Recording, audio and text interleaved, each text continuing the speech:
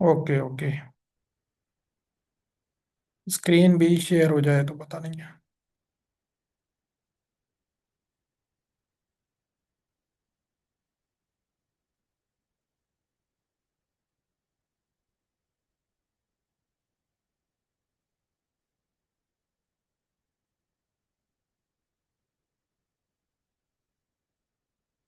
चलो, यहाँ तक कल हमने ना किया था। ये चीजें हमने पढ़ी थी, एक की फॉर्मेशन ये रिफ्रेशर से भी हमने पढ़ा था, यहाँ पे भी फिर इनकी जो है ना रिवीजन कर ली थी। यहाँ से पढ़ते हैं अभी क्या है, types and forms of feeding for poultry.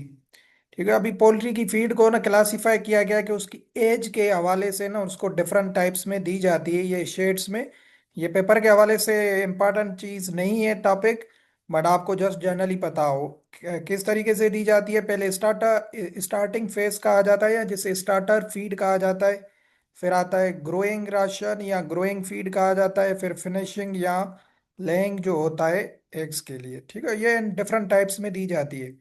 Starting feed कौन सी होती है, जिसे स्टार्टर फीड कहा जाता है, ये पहले जो है ना 2 से 3 वीक्स के दरमियान रखा जाता है चिकन्स को। जो है ना जो फीड दी जाती है जिसमें हाई प्रोटीन्स वगैरह होते हैं, तो शुरू के हफ्तों में जो फीड दी जाती है उसको स्टार्टिंग फीड कहा जाता है। फिर उसके बाद ग्रोइंग दी जाती है। क्यों ग्रोइंग, नाम से ही जाहिर है, ताकि बॉडी की ग्रोथ हो सके। ठीक हो गया। उसके बाद जो है ना लेयर फीडिंग होती है, या जिसे लेइंग कहा जाता है या फिनिशिंग भी कहा जाता है। ये लास्ट में दी जाती है। ब्रॉयलर्स को जब जो है ना लास्ट वीक्स होते हैं उनमें ये फीड खिलाई जाती है, ताकि उनका जल्दी वेट गेन हो सके, क्योंकि मीट के लिए उनको जो है ना यूज किया जाता है। तो ये इनके डिफरेंट टाइप्स हैं जिनको जो है ना पोल्ट्री के फीड्स को डिवाइड किया गया है 3 पार्ट्स में या 3 टाइप्स में। ये इतने पेपर के हवाले से इम्पोर्टेंट चीज नहीं है। ये चीज आपने समझनी है, पोल्ट्री हाउस में क्या क्या चीजें रिक्वायरमेंट्स हैं इनको समझते हैं। सबसे पहले वेंटिलेशन, एयर की क्वालिटी किस तरीके से मेंटेन की जाती है, वो भी सेम जैसे मैंने आपको पहले इंक्यूबेशन में भी बताया था। एयर जो रखी जाती है, जैसे ऑक्सीजन लेवल कहा जाता है, उसकी कंसंट्रेशन होनी चाहिए 21%। ठीक हो गया, ये आपने याद रखना है। ये नॉर्मल एटमॉस्फेयर है। एटमॉस्फेयर की लेवल होती है 21% ऑक्सीजन की, वही पोल्ट्री के शेड में फार्म में रखी जाती है हाउस में। तो ये जब भी क्वेश्चन आ जाए कि ऑक्सीजन लेवल कितनी होनी चाहिए पोल्ट्री हाउस में, तो आपने ये रेशियो याद रखना है। परसेंटेज 21% होनी चाहिए। ठीक हो गया, ये रखी जाती है क्यों, ताकि वो नॉर्मली रिस्पायरेशन कर सकें, एनर्जी की प्रोडक्शन कर सकें। अगर ऑक्सीजन लेवल कम होगी ना, उससे क्या होता है कि बर्ड्स में जो है ना स्ट्रेस जो है ना प्रोड्यूस होता है, स्ट्रेस होता है उनमें। और कार्बन डाइऑक्साइड CO2 ये कितनी होनी चाहिए, मस्ट बी लेस देन 0.5%। ठीक है, ये हमने एट उसमें भी एनिमल रिफ्रेशर में भी डिस्कस किया था कि इसकी 0.5 से भी कम जो है ना परसेंटेज रखी जाती है कार्बन डाइऑक्साइड की। ताकि जो है ना इससे क्या होता है, अगर ज्यादा होती है तो जो है ना जो है ना उनको क्या फील होता है, इससे जो है ना चक्कर वगैरह बर्ड्स को आने शुरू हो जाते हैं, फीड खाना शुरू कम कर देते हैं। तो कार्बन डाइऑक्साइड वैसे भी जो है ना इतनी वो नहीं होती है, तो इसको नॉर्मली रखा जाता है ताकि लीटर वगैरह की फर्मेंटेशन हो सके, वो भी इस सेंस में। तो इसकी रेशो या परसेंटेज कितनी होती है, 0.5% से भी कम। NH3 जो है ये बोला जाता है अमोनिया को। किसे कहा जाता है, अमोनिया को कहा जाता है। ये क्यों कब प्रोड्यूस होती है, जो लीटर मटेरियल होता है ना, जब बर्ड्स की ड्रूपिंग्स वगैरह होती हैं या जो मिन्योर होता है, उससे क्या होता है कि जो है ना वो आहिस्ता आहिस्ता डिकम्पोज होता है लीटर मटेरियल में। तो वहां से ना ये गैस डिस्चार्ज होती है अमोनिया। तो इससे क्या क्या प्रॉब्लम हो सकते हैं, आईज में प्रॉब्लम्स भी हो सकते हैं, रेस्पिरेशन भी रिलेटेड प्रॉब्लम हो सकते हैं। तो इसकी लेवल कितनी होती है, 0.01%। ठीक है, ये बिल्कुल ये चीजें फार्म में जो है ना मेंटेन की जाती हैं। जो है ना यहाँ से ऑक्सीजन की रेशो पेपर के लिए इंपॉर्टेंट है। और जो है ना अमोनिया भी पूछ सकता है कि अमोनिया की कितनी लेवल होनी चाहिए, वो होती है 0.00 और 0.01। यहाँ इसको पार्ट्स में भी PPM में आपने सुना होगा एक रेशो, जिसको पार्ट्स पर मिलियन कहा जाता है, PPM। ठीक हो गया, अगर उसमें दे देता है ये इसका जो है ना रेशियो, तो आपने याद रखना है 100 PPM। ठीक हो गया, अगर पूछ लेता है कि जो है ना अमोनिया की लेवल कितनी होनी चाहिए पोल्ट्री हाउस में, 100 PPM, और 100 PPM बनते हैं 0.01%। ठीक है, तो ये रेशियो बता दिया आपको। ये मेंटेन किया जाता है पोल्ट्री हाउस में। बाकी ये लेंथ कितनी होनी चाहिए, हाइट वेट, ये आपको याद रखने की जरूरत नहीं है, ये इतनी इंपॉर्टेंट नहीं है पेपर के हवाले से, ये इतनी डिटेल्ड है।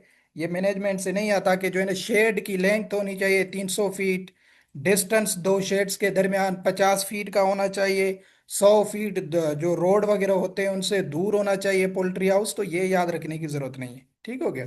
तो ये पेपर वगैरह में ये इंपॉर्टेंट नहीं है। ये दूसरी चीज आपने याद रखनी है, फ्लोर स्पेस।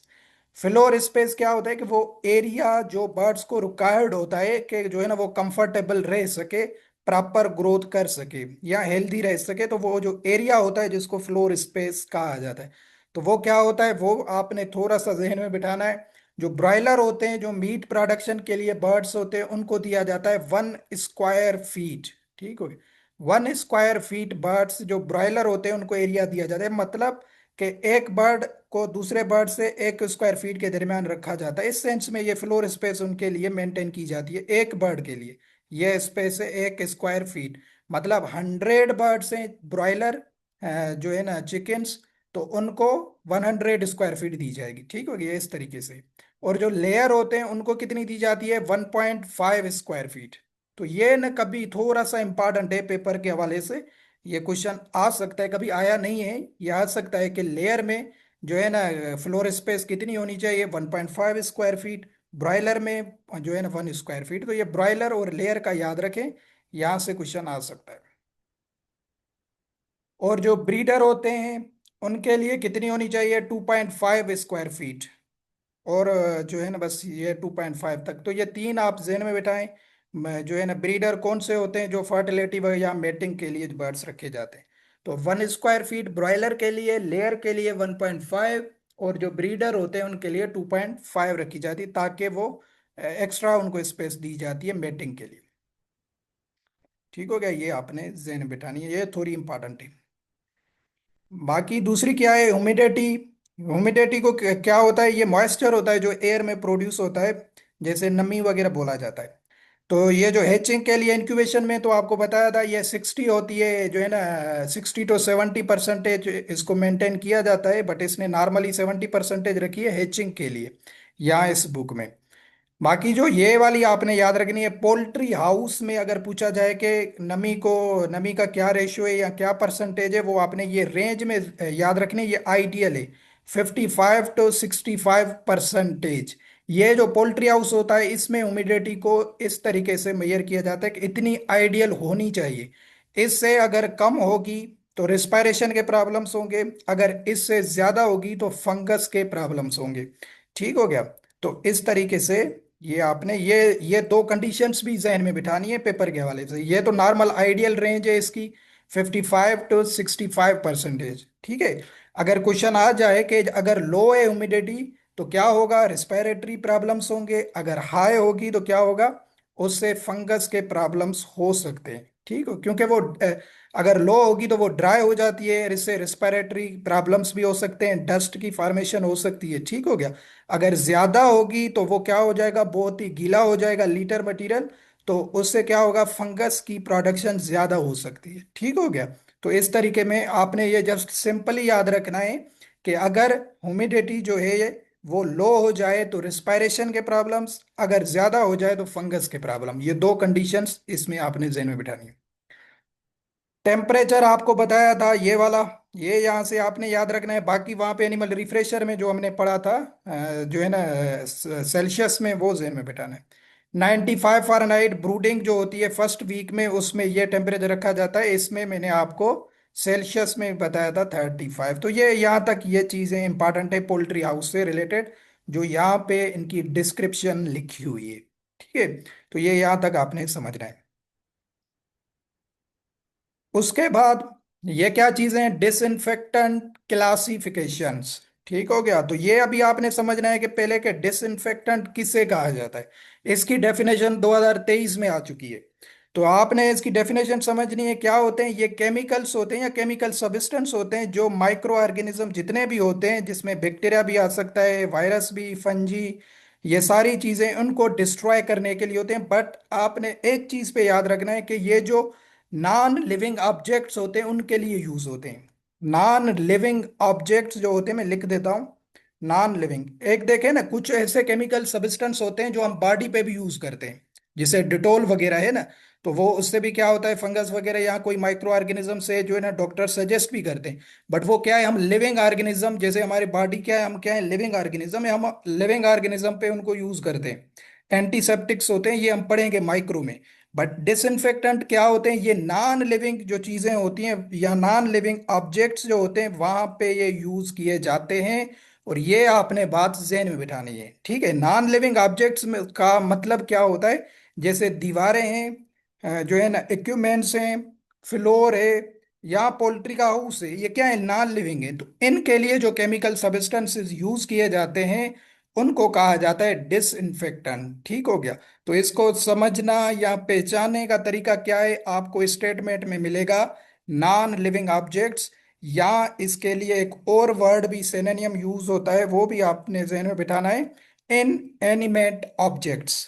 एक होते हैं एनिमेट ऑब्जेक्ट्स, दूसरे होते हैं इन एनिमेट ऑब्जेक्ट्स। एनिमेट ऑब्जेक्ट्स कहा जाता है लिविंग ऑब्जेक्ट्स को, और इन एनिमेट ऑब्जेक्ट्स कहा जाता है नॉन लिविंग ऑर्गेनिजम्स या ऑब्जेक्ट्स को। उसकी स्पेलिंग भी लिख देता हूँ, ठीक हो गया। ये पेपर में आया था, मैं आज ग्रुप में भेज दूंगा, या लास्ट में देखते हैं इसको। इन एनिमेट ऑब्जेक्ट्स, ठीक हो गया। ये वो ऑब्जेक्ट्स होते हैं जो नॉन लिविंग होते हैं, जिसमें एग्जांपल्स मैंने बता दिया, छतें हैं, दीवारें हैं, हाउसेज हैं, तो ये क्या है, नॉन लिविंग चीजें। तो इन पे जो केमिकल सब्सटेंसेस यूज किए जाते हैं उनको डिसइंफेक्टेंट कहा जाता है, ठीक है। ये पोल्ट्री हाउसेज में यूज किए जाते हैं। अभी इसकी ना क्लासिफिकेशन याद रखने की जरूरत नहीं है, ये इसके डिफरेंट टाइप्स हैं, जिसमें ये हेलोजेंस हैं, जिनमें क्लोरीन वगैरह है, वो भी यूज किया जाता है। उसके बाद जो है ना, ये फिनोल है, अल्डिहाइड है, ये नाम याद रखने की जरूरत नहीं है, ठीक हो गया। बस आपको ये पता हो कि डिसइंफेक्टेंट यूज किए जाते हैं नॉन लिविंग ऑब्जेक्ट्स पे, ये केमिकल सब्सटेंस होते हैं ताकि उनमें जो माइक्रो ऑर्गेनिजम्स हैं, बैक्टीरिया की ग्रोथ है, वायरस है, फंगस की है, तो उनको वो जो है ना डिस्ट्रॉय कर देते हैं, ये केमिकल्स होते हैं, ठीक हो गया। ये आपने ये इस तरीके से याद रखना है। बाकी हम ये वेटनरी जो कैप्सूल है उसमें ये लिस्ट बनी हुई है, एंटीसेप्टिक्स और डिसइंफेक्टेंट, ये चीजें वहां पे मैं फिर दोबारा भी आपको बताऊंगा। बट यहाँ पे आपने डिसइंफेक्टेंट लिखा हुआ है, तो मैंने आपको इसकी डेफिनेशन बता दी, और ये पोल्ट्री के पेपर में आई थी इसकी डेफिनेशन। अच्छा जी, अभी हम पढ़ते हैं viral diseases and common names and causative agent.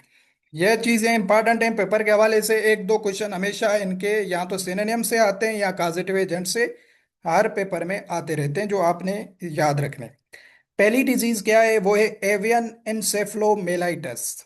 Avian एनसेफ्लोमेलाइटिस, एनसेफ्लो जब भी वर्ड लग गया इसका मतलब है ये कोई ब्रेन से रिलेटेड प्रॉब्लम है, क्योंकि मैंने आपको कीवर्ड बताया हुआ है, एनसेफ्लो हमेशा किससे रिलेटेड होता है, ब्रेन से। तो ये क्या है, कोई न्यूरोलॉजिकल प्रॉब्लम है बर्ड्स में, ठीक हो गया।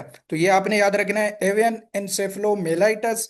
इसका सिनोनिम क्या है, न्यू इंग्लैंड डिजीज, ये इतना इंपॉर्टेंट नहीं है पेपर के हवाले से। एपिडेमिक ट्रिमर भी इसे कहा जाता है, मतलब बर्ड्स में शिवरिंग वगैरह होती है इस डिजीज। क्यों, न्यूरोलॉजिकल प्रॉब्लम है, जब ब्रेन का जो है ना काम करना छोड़ देगा तो जाहिर सी बात है वो पागल बन जाते हैं बर्ड्स, या उनमें इनकोऑर्डिनेशन हो जाती है।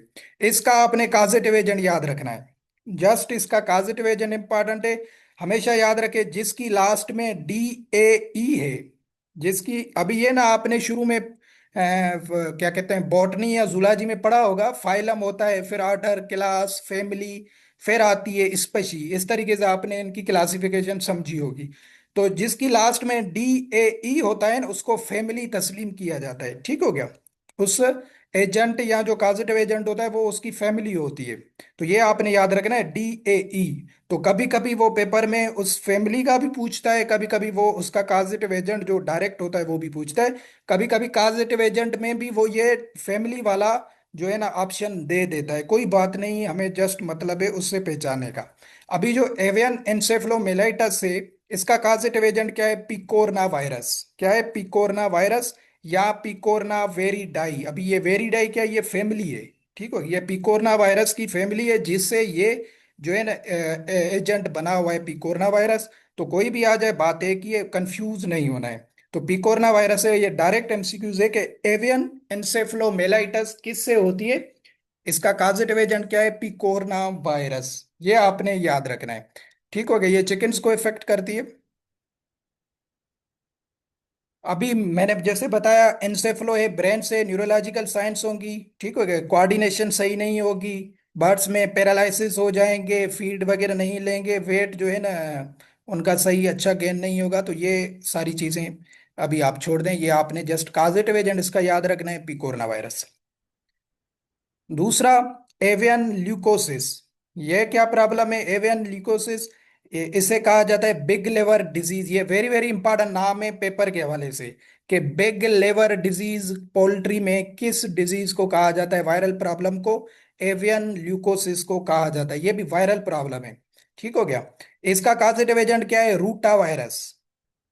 इसको हटाता हूं एक मिनट। रूटा वायरस, रूटा वायरस इसका कॉजेटिव एजेंट है। ओनको वेरिडाई, वेरिडाई है आपको बताया, जिसकी लास्ट में डी ए ई है, वो फैमिली तस्लीम की जाती है। ठीक है, तो ओनको वेरिडाई इसकी फैमिली है। अभी अभी क्या होता है, कभी कभी एसपीएससी ऑप्शन में ये फैमिली भी देता है। ठीक है, अगर पूछ देता है कि एवियन ल्यूकोसिस का कॉजेटिव एजेंट क्या है, और ऑप्शन में आपको ये ओनको वेरिडाई मिलती है, तो आपने कंफ्यूज नहीं होना है, वो भी करेक्ट होगा। तो तभी इसने भी देखो स्लेश में लिखा हुआ है, ताकि कंफ्यूजन ना हो। ठीक है, तो रूटा वायरस या ओनकोवेरिडा ये इसका कॉजेटिव एजेंट है एवियन ल्यूकोसिस का।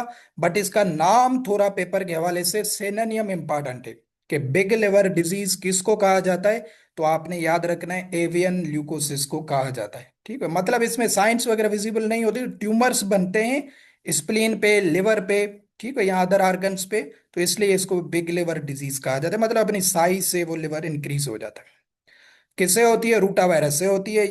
ये आपने याद रखना है, इसको दो तीन दफा रिवाइज करवा रहा हूं ताकि इंशाल्लाह आपको याद हो जाएंगे। तीसरी डिजीज कौन सी है? वो है, आपने सुनी होगी, एवियन इन्फ्लुएंजा। ठीक हो गया, एवियन इन्फ्लुएंजा। इसको कहा जाता है फाउल प्लग। ठीक हो गया, ये भी नाम इंपॉर्टेंट है। क्या क्या कहा जाता है? फाउल प्लग कहा जाता है। ये हाईली कंटेजियस डिजीज होती है। इसके नीचे क्लासिफिकेशन हैं, पढ़ते हैं इनको, यहाँ पे जस्ट इनके सिनोनिम्स एंड कॉजेटिव एजेंट ध्यान में बिठाएं। ठीक हो गया, फाउल प्लग। और ये किससे होती है? ये एवियन इन्फ्लुएंजा खुद वायरस है, और ये इसका फैमिली आपने याद रखनी है पेपर के हवाले से, अर्थोमेक्सोवेरिडाई। ठीक हो गया, या अर्थोमेक्सोवायरस या अर्थोमेक्सोवेरिडाई, ये आ चुका है आपका क्वेश्चन। एवियन इन्फ्लुएंजा का कॉजेटिव एजेंट क्या होता है? अर्थोमेक्सोवेरिडाई। ठीक हो गया, और इसको फाउल प्लग कहा जाता है। ये हाईली कंटेजियस होती है डिजीज। ठीक हो गया, तो ये आपने याद रखना है। अर्थोमेक्सोवेरिडाई किसका है? एवियन इन्फ्लुएंजा का। वेरी वेरी, ये दो इंपॉर्टेंट नाम है जो अक्सर जो है ना कंफ्यूजन क्रॉस करवाते हैं। एक है आपका इन्फेक्शियस ब्रोनकाइटस, ये नाम आपने याद रखना है, ब्रोनकाइटस है ये। सही है, इसको आई बी डिजीज भी कहा जाता है, इसका सिनोनिम में देखो लिखा भी हुआ आई बी। ठीक है, और ये किससे होती है? कोरोना वायरस से। किससे होती है? कोरोना वायरस से होती है। ये भी आपका 2023 में आया था, एक ये आया था, दूसरा ये भी आया था पॉजिटिव एजेंट आईबी का। इन्फेक्शियस ब्रोनकाइटिस किससे होती है? कोरोना वायरस से होती है, ये आपने पॉजिटिव एजेंट याद रखना है। ठीक हो गया, तो ये भी क्या होती है? ये भी जो है ना इसमें कफिंग वगैरह होती है, फीड इनटेक, एग प्रोडक्शन वगैरह ड्रॉप हो जाती है, मोर्टेलिटी भी होती है इससे।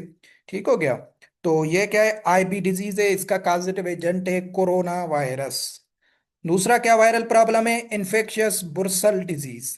ठीक हो गया, ये बुर्सा होता है, बुर्सा फेब्रिकस, वहां पे इफेक्ट कर दिए। तो इसको भी डिटेल में पढ़ते हैं। इन्फेक्शियस बुर्सल डिजीज को कहा जाता है गम्बोरो डिजीज। क्या कहा जाता है? गम्बोरो डिजीज जो है, ये इस डिजीज को कहा जाता है जिसका नाम है इन्फेक्शियस बुर्सल डिजीज, या इसका शॉर्ट फॉर्म क्या है? Abbreviation IBD। ठीक है, ये आपने याद रखना है, IB में कंफ्यूज नहीं होना है। IB जो है वो है इन्फेक्शियस ब्रोनकाइटिस, जो होती है कोरोना वायरस से। और जो IBD है उसे कहा जाता है गम्बोरो डिजीज या इन्फेक्शियस बुर्सल डिजीज। और ये होती है बेरना वायरस से। किससे होती है? बेरना वायरस से होती है। तो ये भी आपने याद रखना है। ठीक हो गया, इसमें जो बुर्सा फेब्रिकस होता है, ये लिम्फाइड ऑर्गन्स होता है चिक्स में, आप देखेंगे वाइट आपको नजर आएगा। तो वो जो है ना उसकी सोइलिंग हो जाती है। तो ये गम्बोरो डिजीज किससे होती है? बेरना वायरस से। ठीक हो गया, फिर क्या वायरल प्रॉब्लम है? इन्फेक्शियस लेरिंगोट्रेकाइटस। ठीक हो गया, इन्फेक्शियस लेरिंगोट्रेकाइटस। इसको क्या कहा जाता क्या कहा जाता है? Avian diphtheria. ठीक हो गया। मतलब जो म्यूकस मेम्ब्रेन होती है माउथ में, वहां पे जो है ना लेशिस वगैरह बन जाते हैं, तो इसलिए इसको ये कहा जाता है। तो इसका ये सिनोनिम इतना इंपॉर्टेंट नहीं है। इसका काजेटिव एजेंट आपने याद रखना है, ये इन्फेक्शियस लेरिंगोट्रेकाइटिस खुद वायरस है, ये इसकी फैमिली है हर्प्स वायरस, या हर्प्स वायरस जिसे कहा जाता है, या हर्प्स वेरिडाई। ठीक है। तो ये आप पेपर में आ सकता है, क्योंकि ये तो इसका नाम ही खुद वायरस है, तो ये पेपर में डायरेक्ट नाम नहीं देगा, ये आपको फैमिली दे सकता है। तो वो कौन सी है? हर्ब्स वेरिडाई। तो ये है इन्फेक्शियस लेरिंगोट्रेकाइटिस की। ठीक हो गया। फिर आती है मेरेक्स डिजीज। वेरी वेरी इंपॉर्टेंट है, इससे हमेशा क्वेश्चन आते हैं पोल्ट्री में। मेरेक्स डिजीज, इसको कहा जाता है रेंज पैरालिसिस। ये इसका नाम इंपॉर्टेंट है, रेंज पैरालिसिस, मतलब बहुत जगहों पे जो है ना, ये पैरालाइज कर लेती है बर्ड्स को, लेग्स हो जाते हैं, फीदर्स जो होते हैं, विंग्स वगैरह, ये सारे पैरालाइज हो जाते हैं। बहुत ही खतरनाक बीमारी है, इसलिए इसकी फर्स्ट डे पे वैक्सीन की जाती है। रेंज पैरालिसिस मेरेक्स डिजीज ये भी होती है हर्प्स वायरस से। ठीक हो गया। इनका और इनका सेम है, जो है ना फैमिली, लेरेंगोट्रेकाइटस इन मेरेक्स का। तो ये किससे होती है? ये भी होती है हर्प्स वायरस से। तो ये आपने इसका काजिटिव एजेंट भी याद रखना है, मेरेक्स डिजीज, रेंज पैरालिसिस। फिर इससे एक चीज रिवाइज करनी है कि इसकी वैक्सीन फर्स्ट डे पे की जाती है। फिर आती है न्यू कैसल डिजीज। ठीक हो गया, जिसे एनडी कहा जाता है, इसको एनडी कहा जाता है, या इसको रानी खेत कहा जाता है। ये इंडियन ओरिजिन नेम है, रानी खेत। ठीक हो गया, एनडी डिजीज इसको कहा जाता है, न्यू कैसल डिजीज। इसका ये नाम भी आपने जहन में बिठाना है ताकि आपको कंफ्यूजन ना हो। एवियन नीमो इंसेफ्लाइटस, इंसेफ्लाइटस वर्ड है, मतलब ये फिर भी ब्रेन का कोई ना कोई इशू करेगा बर्ड्स में। ठीक हो गया। तो एवियन नीमो इंसेफ्लाइटस अगर पूछा जाए किसको कहा जाता है? एनडी को कहा जाता है। और इसका काजेटिव एजेंट क्या है? एव्यूला वायरस या पैरामेक्सोवेरिडाई। ये इसकी फैमिली है, पैरामेक्सोवेरिडाई। तो ये इसका जो है ना वायरस का नाम है एव्यूला वायरस। तो ये भी दो ही आपने जहन में बिठाने, कोई भी आ सकता है ऑप्शन में। एव्यूला वायरस भी वो दे सकता है और पैरामेक्सोवेरिडाई भी दे सकता है। ठीक हो गया। तो फिर दोबारा रिवाइज करते हैं ताकि आपको याद हो जाए। एवियन, ये वायरल प्रॉब्लम्स मेजर, यहाँ से क्वेश्चन आते हैं हमेशा, दो तीन क्वेश्चन आते हैं इनके काजेटिव एजेंट से। ठीक हो गया। तो ये 5-6 मार्क्स हैं आपकी सिर्फ इस टेबल में। तो फिर दोबारा रिवाइज करते हैं। एवियन एनसेफलोमेलाइटिस का काजेटिव एजेंट क्या है? पिकोरना वायरस या पिकोरना वेरिडाई, ये तो याद हो जाएगा। एवियन ल्यूकोसिस से एक चीज बताइए, इसका नाम याद रखना है, बिग लिवर डिजीज, ट्यूमर्स वगैरह बनते हैं इन ऑर्गन्स पे। रूटा वायरस इसका काजेटिव एजेंट है, बट ये कभी कभी भी पेपर में नहीं आई है, ये हमेशा आती है एवियन इन्फ्लुएंजा। एवियन इन्फ्लुएंजा को दूसरा नाम आपने याद रखना है, फाउल प्लग कहा जाता है, और ये होती है अर्थोमेक्सोवेरिडाई से। ठीक है, ये खुद वायरस है एवियन इन्फ्लुएंजा, बट इसकी फैमिली क्या है? अर्थोमेक्सोवेरिडाई। तो इसकी आपने फैमिली याद रखनी है, क्योंकि ये सीधा नाम नहीं देगा ऑप्शन में। और फिर कौन सी है? इन्फेक्शियस ब्रोनकाइटिस आईबी, ये होती है कोरोना वायरस से। इन्फेक्शियस बुर्सल डिजीज, जो जिसे कहा जाता है गंबोरो डिजीज, ये होती है बेरना वायरस से। और इन्फेक्शियस लेरेंगोट्रेकाइटिस, ये किससे होती है? हर्ब्स वेरिडाई से होती है। और जो है ना मेरेक्स डिजीज, इसको रेंज पैरालिसिस कहा जाता है, ये हर्ब्स वेरिडाई, ये भी हर्ब्स वायरस से होती है। और Newcastle disease, ND disease, जिस रानीखेत डिजीज, या एवियन नीमो इंसेफ्लाइटिस, दोनों नाम इसके इंपॉर्टेंट है। एविला वायरस या पैरामिक्सोविरिडाई से ये होती है। तो ये है वायरल प्रॉब्लम्स मेजर जो पोल्ट्रीज में होते हैं, और यहाँ से आपके 2-3 क्वेश्चन ड्यू हैं कि आने हैं, जब भी पेपर होना है आना है। एवन इन्फ्लुएंजा का आता है, बुर्सल डिजीज का आता है, मेरेक्स का आता है, न्यू कैसल का भी आता है। तो ये आपने याद रखना है। ठीक हो गया, 2 दफा आपको रिवाइज करवा दिए। उसके बाद कुछ अभी बैक्टीरियल डिजीजेस भी हैं पोल्ट्री में, ये थे वायरल, और जो है ना दूसरी हैं बैक्टीरियल डिजीजेस। अच्छा, यहाँ से ना एक दफा क्वेश्चन आया है, ये जितने भी वायरल प्रॉब्लम आपको बताएं, ये मेन जो इनमें ना वायरल प्रॉब्लम है वो ब्रोनकाइटिस है, IB, bursal disease, Marek's, Newcastle and ILT, जिसे लेरेंगोट्रेकाइटिस कहा जाता है। ठीक हो गया।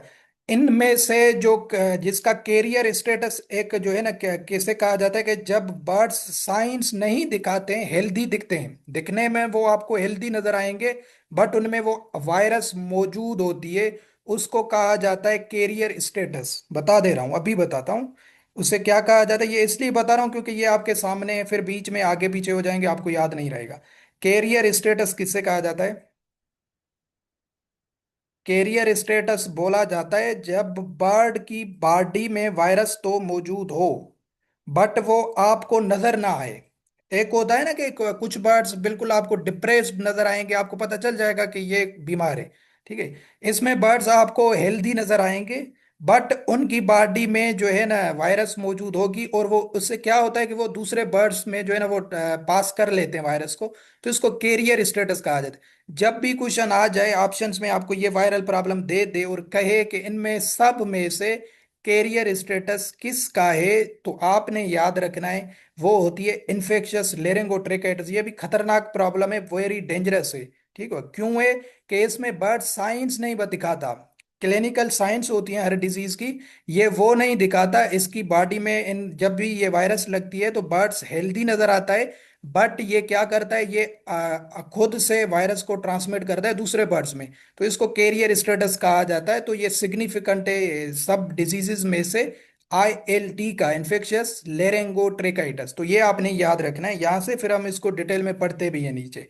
ठीक हो गया। तो इन सब में से जो बर्ड्स साइंस नहीं दिखाते बट वायरस को पास करते हैं और दिखते हैं हेल्दी, तो वो कौन सी डिजीज में होता है, इन्फेक्शियस लेरेंगोट्रेकाइटिस से। ठीक है। ये इसलिए करवाया था, ये 2018 में एनिमल हस्बेंड्री विंग में क्वेश्चन आया था पोल्ट्री का। तो ये दोबारा कभी क्वेश्चन आ जाए या कहीं भी आपको क्योंकि रिपीट होते हैं, तो आपको क्लियर हो जाना चाहिए, वहां पे कंफ्यूजन ना हो, ताकि मैंने ऑलरेडी आपको बता दिया यहाँ पे।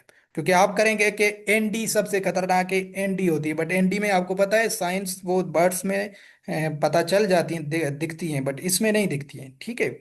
तो ये यहाँ पे बता दिया। बैक्टीरियल डिजीज पोल्ट्री में कौन कौन सी हैं, उनके भी नाम जो है ना वो भी देखते हैं, इनके काजेटिव एजेंट कौन सी है। एवियन कोलीबैसिलोसिस। ठीक हो गया। कोलीबैसिलोसिस किससे होती है, ये होती है इकोलाई से। ठीक हो गया। इसका काजेटिव एजेंट क्या है, इकोलाई। ये बैक्टीरियल प्रॉब्लम है। सही हो गया। ये आपने याद रखना है। इसको कोली सेप्टिसीमिया भी कहा जाता है। ठीक है। अभी सेप्टिसीमिया किसे कहते हैं, मतलब जब बर्ड जो है ना ब्लड, सॉरी बैक्टीरिया जो है ब्लड वगैरह में कोई इन्फेक्शन काज करवाता है, उसे सेप्टिसीमिया कहा जाता है। ठीक है। तो कोली तो क्या है, वो बैक्टीरिया ही है। तो जब जो बैक्टीरिया ब्लड स्ट्रीम्स में जो है ना आएगा, वहां पे बर्ड को इन्फेक्ट करेगा, तो इसलिए उसको कोली सेप्टिसीमिया कहा जाता है। तो ये डायरेक्ट एमसीक्यू से, इसके नाम से सिनोनियम से भी आ सकता है कि कोली सेप्टिसीमिया का काजेटिव एजेंट क्या है, वो है ई कोलाई। ठीक है। तो ये आपने याद रखना है। एवियन या फाउल पास्टिरोलोसिस। ठीक हो गया। ये जो है ना बफेलो में भी प्रॉब्लम होती है, जो है ना HS। तो उसका भी और इसका काजेटिव एजेंट सेम होता है, फाउल कालरा जिसे कहा जाता है। ये किसे होती है, पास्टुरिला। यहाँ पे इसका काजेटिव एजेंट लिखा हुआ है एवियन कालरा, बट आपने याद रखना है क्योंकि ये पेपर में भी आ चुका है, पास्टुरिला मल्टोसीडा। ठीक है। क्या होता है, पास्टुरिला मल्टोसीडा। तो ये इससे होता है, काजेटिव एजेंट है, ये बैक्टीरिया है, मल्टोसीडा। ठीक हो गया। ये पास्ट्यूरिलोसिस होती है प्रॉब्लम। तो ये भी बैक्टीरियल है, पास्टुरिला मल्टोसिडा से होती है। इसको कहा जाता है फाउल कालरा। इससे ही क्वेश्चन आता है, इसके सिनोनियम से। ये वर्ड वो यूज नहीं करेगा क्योंकि इसमें तो ये बैक्टीरिया मौजूद है नाम, तो वो आप पहचान जाएंगे। तो ये यूज करता है कि फाउल कालरा जो है, इसका काजेटिव एजेंट क्या है, ये है पास्टुरिला मल्टोसिडा। ये आपने याद रखना है, या इसको फाउल कालरा भी कहा जाता है। सही है। तो ये आपने जहन में रखना। ये भी क्या है, बैक्टीरियल प्रॉब्लम है, कोलिबेसिलोसिस और फाउल कालरा। तीसरा क्या है, बैक्टीरियल CRD से कहा जाता है, या इसको कहा जाता है chronic respiratory disease, short forms में CRD इसको कहा जाता है। यह भी रिस्पायरेशन का प्रॉब्लम है, और इसका भी काजेटिव एजेंट वेरी वेरी इंपॉर्टेंट है, पेपर के हवाले से आपने याद रखना है, माइकोप्लाज्मा गैलीसेप्टिकम। माइकोप्लाज्मा गैलीसेप्टिकम ये भी क्या है, ये बैक्टीरिया है जिससे ये प्रॉब्लम होती है, क्रोनिक रिस्पायरेटरी डिजीज, या जिसे CRD कहा जाता है। माइकोप्लाज्मा ये सेल वाल लेस बैक्टीरिया होती है, मतलब उस बैक्टीरिया में सेल वाल मौजूद नहीं होता है। तो ये वाहिद बैक्टीरिया है जो सेल वाल है, माइकोप्लाज्मा। उससे ये प्रॉब्लम होती है जो है ना माइकोप्लाज्मा गैलीसेप्टिकम से CRD। तो ये भी डायरेक्ट MCQs आ सकता है कि CRD का पॉजिटिव एजेंट क्या है, जिसे क्रोनिक रेस्पिरेटरी डिजीज कहा जाता है, वो है माइकोप्लाज्मा गैलीसेप्टिकम। फिर आता है कोक्सीडोसिस। यह भी, इससे भी क्वेश्चन काफी दफा आ चुका है कोक्सीडोसिस, बट ये है प्रोटोजोअल डिजीज। क्या है, प्रोटोजोअल डिजीज है ये। हम उसमें जो है ना कैप्सूल में जो प्रोटोजोलॉजी पढ़ेंगे, या यहाँ पे भी पढ़ेंगे, इस बुक में उसमें आ जाएगी कोक्सीडोसिस। ये प्रोटोजोअल पैरासाइटिक डिजीज है, बर्ड्स में होती है कोक्सीडोसिस। तो इसका भी काजिटिव एजेंट यहाँ पे आपने याद रखना है, इमेरिया टेनिला। ठीक हो गया, ये बर्ड्स के इंटेस्टाइन पे इफेक्ट करती है। जो लार्ज इंटेस्टाइन का पार्ट होता है सीकम, वहां से ब्लड डिस्चार्ज होता है, जहाँ ब्लड ही हो जाता है, उससे जो है ना, उसका काजिटिव एजेंट है इमेरिया टेनिला। तो ये आपने स्पशी याद रखनी है, ये बैक्टीरिया इसकी स्पशी है कोक्सीडोसिस की, इमेरिया। ठीक हो गया। तो इमेरिया से काफी होते हैं, इमेरिया टेनिला भी है, इमेरिया मैक्सिमा भी है। बट हमें स्पेसिफाइड पोल्ट्री में याद रखना है, पोल्ट्री के ये सीकम में लार्ज इंटेस्टाइन में इफेक्ट करती है, जिसका काजिटिव एजेंट है इमेरिया टेनिला। इसको भी हम मेडिसिन में भी पढ़ेंगे। ठीक हो गया। तो ये कोक्सीडोसिस, ये भी बर्ड्स में पैरासाइट, ये इंटेस्टाइन का प्रॉब्लम है बर्ड्स में, जहाँ से जो है ना क्या होते हैं, डायरिया वगैरह, ब्लडी डायरिया होते हैं बर्ड्स में। तो ये कोक्सीडोसिस से होता है। उसके बाद है fowl typhoid. Fowl typhoid, fowl paratyphoid and pullorum, ये तीनों साल्मोनिला से होते हैं, ये भी बैक्टीरिया है। तो इसके भी नाम देख लेते हैं। फाउल टाइफाइड किससे होता है? साल्मोनिला ग्लेनिरम। साल्मोनिला ग्लेनिरम से होता है फाउल टाइफाइड। ठीक हो गया। पैराटाइफाइड इतना इंपॉर्टेंट नहीं है, ये टेम्फ मेरियम से होता है, ये भी एक स्पेशी है, सारा सब टाइप है साल्मोनिला का। ये आपने याद रखना है प्लोरम डिजीज, ये वेरी वेरी इंपॉर्टेंट पेपर के हवाले से। प्लोरम डिजीज का आपने अदर नेम भी याद रखना है, इसको कहा जाता है बेसलरी वाइट डायरिया। तो आपको समझ आ गया कि इसमें क्या होते हैं, डायरिया वगैरह होते हैं वाइट कलर के। बेसलरी वाइट डायरिया किस डिजीज को कहा जाता है? प्लोरम डिजीज को कहा जाता है। और किससे होती है? ये होती भी साल्मोनिला प्लोरम से ही है। ठीक हो गया। तो इसका ये अदर नेम आ सकता है कि बेसलरी वाइट डायरिया किसे कहा जाता है, क्योंकि ये तीनों साल्मोनिला से होते हैं ना, तो तीनों ऑप्शन में आ सकते हैं, फाउल टाइफाइड, पैराटाइफाइड एंड प्लोरम। ठीक हो गया। तो आपको क्लियर होना चाहिए कि बेसलरी वाइट डायरिया होता है प्लोरम डिजीज से। सही हो गया। तो ये आपने जहन में बिठाना है, जो पेपर के हवाले से इंपॉर्टेंट हैं। फिर इनको रिवाइज करते हैं बैक्टीरियल डिजीज को, ताकि आपको चीजें फिर थोड़ी बहुत क्लियर हो जाए। कॉलीबैसिलोसिस, कॉली का वर्ड जब भी आ जाए, ये इकोलाई से होता है, बैक्टीरिया है ये। और जो है फाउल कालरा, जिसे पास्चुरिला मल्टोसिडा कहा जाता है, ये उससे होता है। सीआरडी डिजीज, क्रोनिक रेस्पिरेटरी, ये माइकोप्लाज्मा से होती है, माइकोप्लाज्मा गैली सेप्टिकम। कॉक्सिडोसिस, ये पैरासाइटिक है, प्रोटोजोअल है, ये होती है इमेरिया टेनिला से बर्ड्स में। फाउल टाइफाइड, ये होता है साल्मोनिला ग्लेनेरम से। और पैराटाइफाइड जो होता है टेम्फ से होता है। और जो प्लोरम होती है वो साल्मोनिला प्लोरम से ही होती है। इसका अदर नेम क्या होता है? बेसलरी वाइट डायरिया। ये आपने याद रखना है। ठीक हो गया। तो ये कुछ इनकी नाम और काजिटिव एजेंट थे, जो वेरी वेरी इंपॉर्टेंट हैं पेपर के हवाले से। ये सिर्फ आप ज्यादा भी ना, सिर्फ ये नाम काजिटिव एजेंट याद रखें, तभी दो तीन क्वेश्चन यहाँ से हर पेपर में आते रहते हैं। इवन एनिमल हस्बेंड्री विंग में भी आते हैं। जब भी एक दो पोल्ट्री का क्वेश्चन निकालना होता है, तो वो डिजीजेस के काजिटिव एजेंट पूछ लेता है। सही हो गया। तो ये आपने याद रखना है। अभी अभी लेस देन एक मिनट ही बचा है। तो अभी हम नेक्स्ट में क्लासिफिकेशन इंशाल्लाह कल से पढ़ेंगे। अभी जैसे न्यू एनडी है, तो इसमें क्या क्या चीज़ें इंपॉर्टेंट हैं ओवरऑल पेपर के हवाले से, इसकी अभी ओवरऑल डिटेल भी लिखी हुई है, इसकी साइन क्या होती हैं, इसके जो है ना क्या कहते हैं, हेमोरेजेस कैसे बनते हैं, लेशंस वगैरह वो भी लिखे हुए हैं, उसको भी पढ़ते हैं। ठीक हो गया। तो ये आपने याद रखना, कल कल इंशाल्लाह हमने ये करनी है। इसमें आईबीडी भी है, मेरेक्स भी है, आईबी भी है, फाउल पॉक्स भी है, और ILT इन्फेक्शियस लेरिंगोट्रेकाइटिस भी है, इन्फ्लुएंजा भी है। ये बैक्टीरिया यहाँ पे हमने नहीं, यहाँ पे इसने नहीं लिखा है, बट ये कोराइजा भी बैक्टीरियल प्रॉब्लम है, ये भी हम पढ़ते हैं। Fowl cholera, pasteurella multocida. ठीक हो गया। Typhoid, pullorum, CRD, coccidiosis. तो ये वही चीजें, बट इनकी थोड़ी सी ओवरऑल क्लासिफिकेशन लिखी हुई है, जहाँ से भी क्वेश्चन आते हैं, कभी कभी क्लासिफिकेशन या पोस्टमार्टम लेशन से भी आते हैं। तो लेस देन 1